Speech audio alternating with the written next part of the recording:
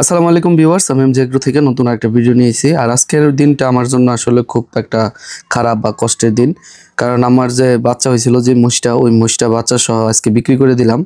তো এটা মূলত আমার একটা আদরের বা আমার একটা শখের একটা জিনিস ছিল। তো আজকে আমার এই প্রথম শখটা আমি বিক্রি করে দিলাম, কারণ আমার শখের ভিতর দুইটা জিনিসই ছিল। একটা হলো রহমতুল্লাহ, যে আমার একটা শাহিওয়াল বা আমার ক্রস একটা গরু আছে, ওই গরুটা, আর হলো এই মহিষটা।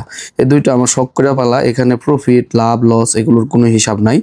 তো আমার এই যে বাচ্চাটা হওয়ার পরে, যেহেতু মহিষের দুধ ছিল কম, যে কারণে বাচ্চাটা আমার পালতে খুব কষ্ট হয়েছে। মোটামুটি এখন পর্যন্ত মানে অনেক কষ্ট করে মোটামুটি এই পরিমাণ, মানে অনেকে যখন হয়েছিল তখন দেখছে, বলছে অনেকে যে এই বাচ্চা টিকবেই না বা এই বাচ্চা বাঁচবে না। তো অনেক কষ্ট করে মূলত এই বাচ্চাটা টিকানো হয়েছে, আল্লাহ তাআলার রহমত ছিল।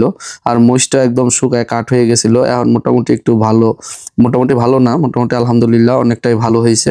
তো আমি মহিষটা আজকে বিক্রি করে দিলাম, কারণ আমার জায়গা স্বল্পতার কারণে, কারণ নতুন গরু আসতেছে, এই কারণে আর একটা মহিষ এর পানিতে ছাড়লে পানিতেও থাকতে চায় না। তো এখানে যেহেতু অনেকটা সময়, মোটামুটি 11 মাস 12 মাস আমার গোয়াল ঘরে ছিল, আমার খামারে ছিল। তো এটার প্রতি একটা মহব্বত হয়ে গেছে। আর এই বাছুরটা যেখানে যাইতাম সাথে সাথে যাইতো, এই মহব্বত গুলো একসাথে কাজ করতেছে।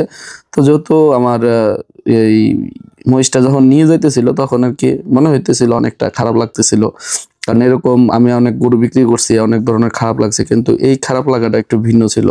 দোয়া করি যে মহিষটা যেখানে যাক, ওই জায়গাতে ভালো থাকুক, সুস্থ থাকুক। এবং আমি পরবর্তীতে ডাইরেক্ট দৌড় দিয়ে চলে আসছি আমার যে শেডে আসার পরে, যেখানে মহিষটা থাকতো, এই যে এই পাত্রটা, মানে এই 1 নম্বর ইটাতে ও খাবার খাইতো, সবসময় এখানে থাকতো। তো এগুলো দেখার পরে আরো মনটা মানে শূন্যতা অনুভূতিটা ফিল পাইতেছিলাম। তো সবাই ভালো থাকবেন, সুস্থ থাকবেন, আমার জন্য দোয়া করবেন। দেখাবো অন্য কোনো ভিডিওতে। আল্লাহ হাফেজ।